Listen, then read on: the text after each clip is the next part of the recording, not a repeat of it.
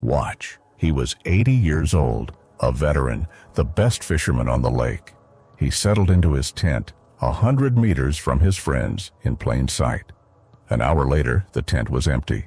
Hot coffee, heater working, fishing rod in the hole, but he was gone. No footprints around in the snow. GPS navigators began to fail at this spot, and on the frequency of his radio, only a single short silent impulse was recorded. Now the question, how can a man simply vanish on the flat surface of a frozen lake? Why does modern technology go mad in one specific place? What if the voice heard on the radio days later belongs to him, recorded 50 years ago? Sunday, January 19th, 2014, Lake Kabetogama, Voyageurs National Park, Minnesota. The temperature was -15, though for these parts, a mild thaw. A typical winter day in the north. The pale sky soared high, a vast white frozen lake stretched to the horizon. The ice had frozen solid a month earlier, half a meter thick in the bay. Perfect conditions for ice fishing, a tradition sacred to locals. Not just a hobby, a ritual passed down from generation to generation, a way to survive the long, dark winter. A group of old friends had come here for the quiet, found only in the middle of a frozen lake. The eldest of the group, Art Swenson, was 80. Despite his age, he was the undisputed leader. A Korean War veteran, a former survival instructor in winter conditions.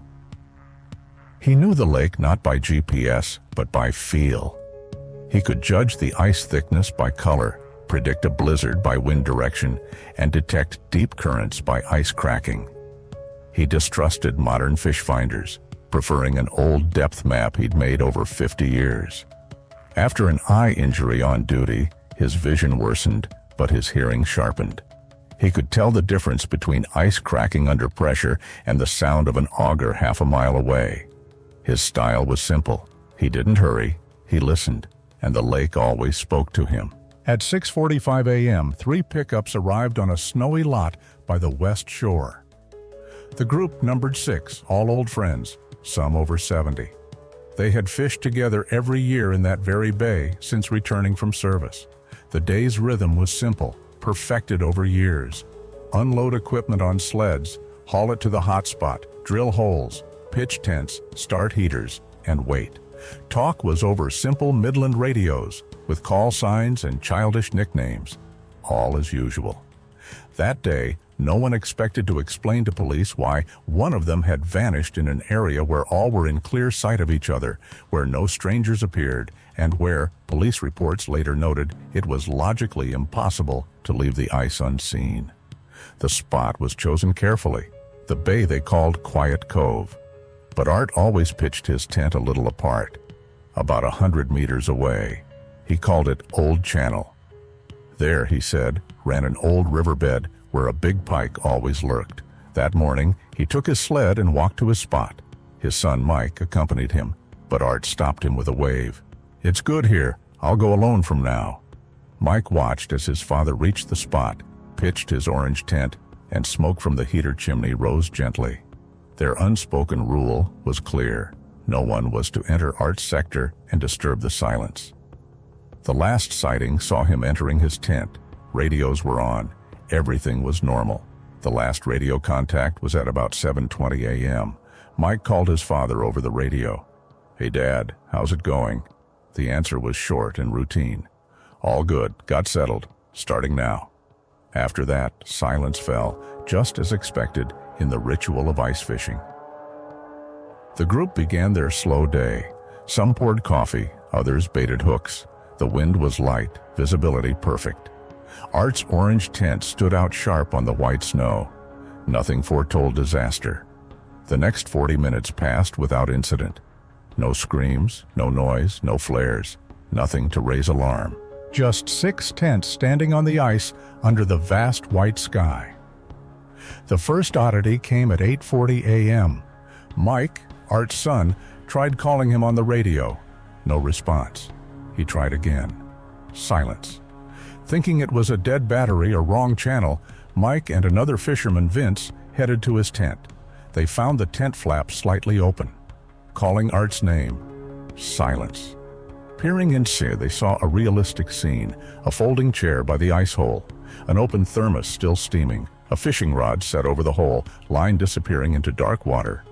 The heater was softly humming, but no sign of Art. Worse, not a single footprint on the clean, smooth snow around the tent.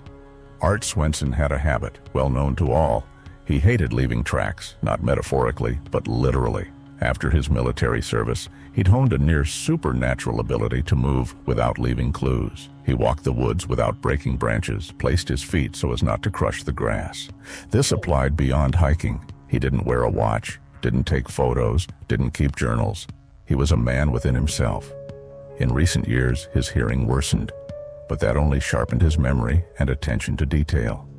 2 days before the trip, Art set up his gear as meticulously as an engineer, pored over his map, glued torn edges, updated markings. He took not only fishing tackle, but also an old army flashlight with a red filter, a compass, and a knife that had been with him in Korea. He was prepared, not just for fishing, but for something more. Discovering Art missing, Mike and Vince began an improvised search. At first, they thought he might have stepped away nearby. They searched the old channel, 100 meters from the tent. No tracks.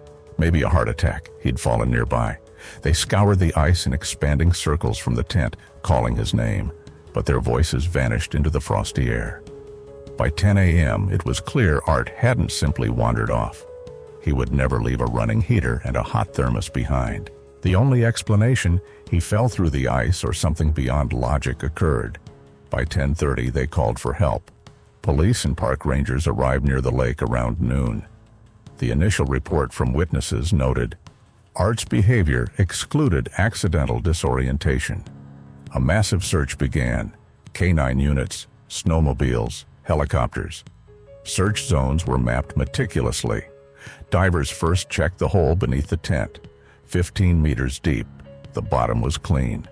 If he'd drowned, he'd have been found immediately. Rescuers searched ice and shoreline, but the core problem remained. No traces. How could an 80-year-old man vanish from a flat frozen lake without leaving a single footprint in the snow? On the 4th day, after sweeping the main perimeter multiple times, a forensic team re-examining the tent discovered what they called the only possible clue: a faint footprint near the hole, inside the tent. A partial winter boot tread. Its size matched Art's footwear, but strangely, it was alone. No second boot print, no movement tracks. Just a singular mark, as if someone stood still a long while, then simply ceased to be there. No water splashes, no signs of struggle, no other prints. This ice dent was the only trace left of a man no one saw or heard. That was the first break in protocol. One search team reported at Art's tent location. Their GPS navigators suddenly failed. The signal froze for nearly 3 minutes in clear skies. At first, it was blamed on old equipment, but then a second navigator from a different manufacturer showed the same glitch. Later, a helicopter pilot flying over the bay with a thermal camera claimed he saw no heat signature from searchers' tents, though the ground team confirmed they were active and heated. The report called this a temporal data desynchronization, without explanation. The technology meant to clarify things only deepened the mystery. The Park Service engineers analyzing radio logs for the disappearance day found a strange spike. In one of the radio station's automatic recordings, a strange impulse was captured, a brief signal on Art's radio frequency at 9:43 a.m.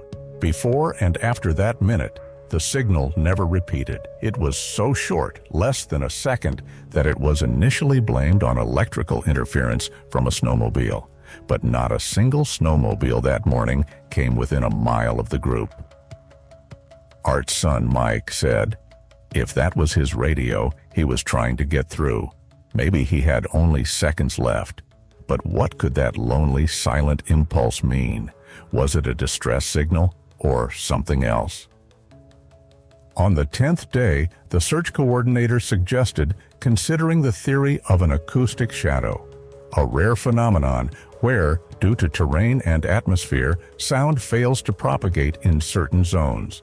But this didn't explain why no one heard a cry, even if one was made. Several rescuers working in the bay mentioned another strange occurrence unofficially.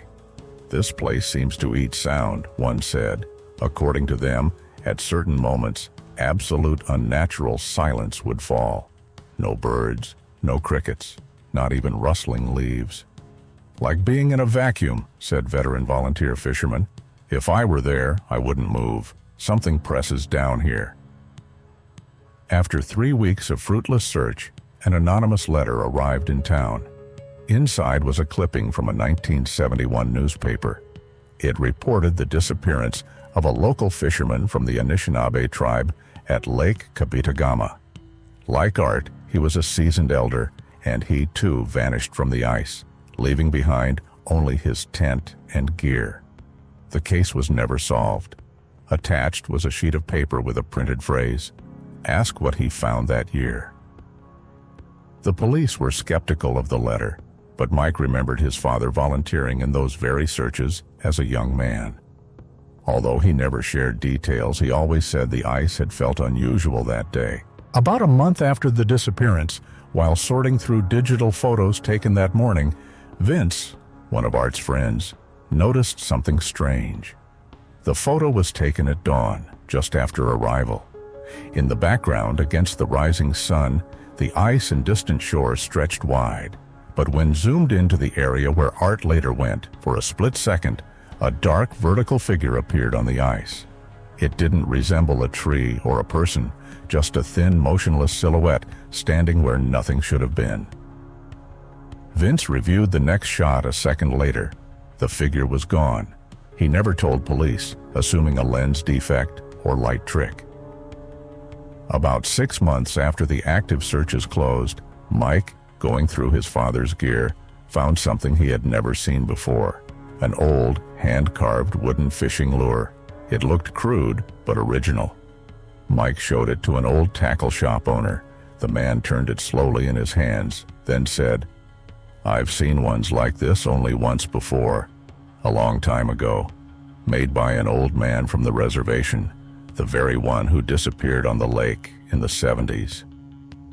How this lure, handmade by someone missing 40 years ago, ended up in Art's box remained a mystery. Maybe he found it back then during the searches, or maybe it appeared more recently. One of the volunteers, Vince Coughlin, present on the first day of the search, came to Mike months later. He said that on the first patrol of the southern bay edge, he noticed a strange glint like glass in the sunlight. He walked into that direction, but suddenly, for about 30 seconds, his hearing vanished completely. The ice stopped creaking. The wind fell silent. When sound returned, he felt an inexplicable dread. He thought he was just overtired. But later at home, he noticed his digital wristwatch and phone were exactly 43 minutes slow. He left his watch with Mike, telling him, "If you want, check it, but I'm never going back to that lake." In spring 2015, after ice melted, Mike received a compact disc by mail, no return address. It contained audio recordings of rescue team conversations, apparently made by a radio enthusiast.